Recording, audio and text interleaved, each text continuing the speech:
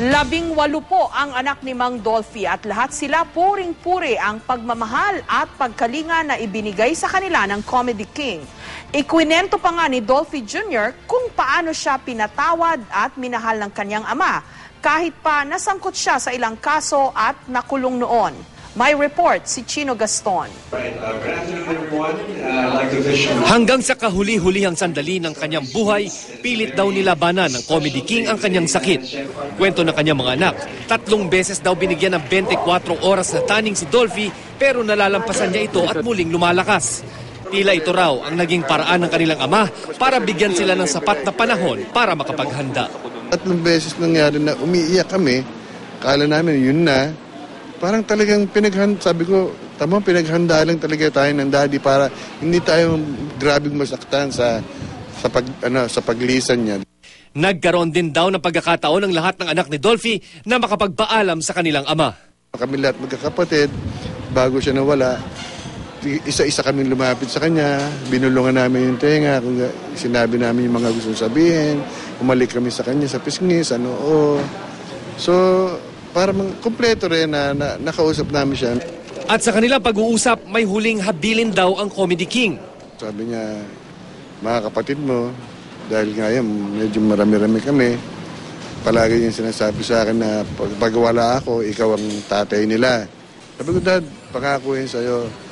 Lagi ko mamahalin, unconditionally, mamahalin ko sila kung ano man ang kalagayan nila. Tsaka hindi ko sila ituturing na may half brother ko, half sister. Lahat sila talagang kapatid ko. Bago pumanaw noong Martes, nagdesisyon ng pamilya at mga doktor na itigil na ang lahat ng medikasyon ni Dolphy. It came to the point that his body could not take it anymore. So, to the point that he was hemorrhaging already. So the doctors decided to stop medication. He's a fighter, he's a survivor, but it's just that his body could not. Yeah. Hindi na kaya ng katawan. Mahirap man daw tanggapin ang kanyang paglisan, batid ni Eric na mas gugustuhin ng kanyang ama na maging panatag ang loob ng pamilya. He's gonna make heaven a happier place. Baka nga gumagawa na nga ng sitcom yun sa taas. Dad, I'm really gonna miss you. And I just wanna say I love you very much. Ang anak namang si Rodolfo Jr. o Dolphy Jr. batid daw na maraming sakit ng loob na idinulot sa kanyang ama nang malulong siya sa droga at makulong noong dekada 80. Ngunit ni minsan ay hindi raw niya naramdamang nabawasan ang pagmamahal sa kanya ng ama. Nagpapasalamat una sa Panginoon, siya ang binigay na daddy sa amin. Mabait.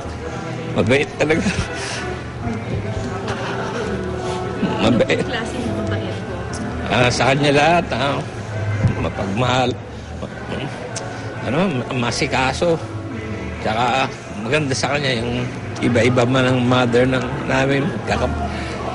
Iba siya magpalaki. Si Mang Dolphy rin daw ang naging inspirasyon ng pagbabalik loob niya sa Panginoon. Kaya ngayon ay isa na siyang pastor. Sa pinakahuling sandali ng ama, kapatawaran pa rin daw ang kanyang naging hiling. Sabi ko, doon na kami lahat. Sabi ko, Daddy, nadidinig mo ba ako? Nandito kami lahat, kumpleto kami, with Shasha, nandito. Sabi ko, Dad, pagod ka na ba? Kung pagod ka na, sabi ko, okay lang. Sabi ko, pahinga ka na. Saka sabi ko, Dad, kung ano man naging kasalanan namin sa'yo, lahat magkakapatid, sabi ko, patawarin mo sana kami. Kung ano man kahihiyan, nadulot namin, sabi ko, patawarin mo kami, sabi ko sa kanya. Ang isa naman sa mga nakarelasyon noon ng Comedy King na si Parañaque Councilor Alma Moreno, labis ang papuri sa naging pagpalaki ni Mang Dolphy sa kaisa-isa nilang anak na si Van Dolph. Bunso si Van Dolph sa mga anak na lalaki ni Mang Dolphy at nakasama pa ng Comedy King sa ilang palabas nito. Kaya ganoon na lang daw ang pighati ng anak sa pagpanaw ng kanyang daddy. Ay, importante sa akin, nakamonitor ako kay Van. Siyempre, as nanay, di ba? Ninenervous ako for Van kasi nakita ko kung gaano ka-close si Van Dolph sa papa niya kay Dolphy. And siyempre, inaalalayan ko yung anak ko. Kaya nung nasa ospital, sinasabi ko tatagan niya yung loob niya. At sa isyu ng paggawad ng titulong national artist kay Mang Dolphy, tila wala na raw saysay ito dahil hindi na personal na matatanggap ng Comedy King ang award. ay karapat dapat binigyan na si Dolphy nung pa. Diba? Dapat si Dolphy bigyan na nila nung pa. Wag ngayon, no? Para pagbinigyan mo ngayon. Hindi rin daw importante sa mga anak ni Dolphy kung gagawaran pa ng titulo ang kanilang ama. Ang mahalaga raw ay maraming Pilipino ang kanyang napasaya. May etiketa kasi ang datay ko eh. Yung ayaw nyo, hindi niya naman pipilitin bigay mo sa kanya yun eh.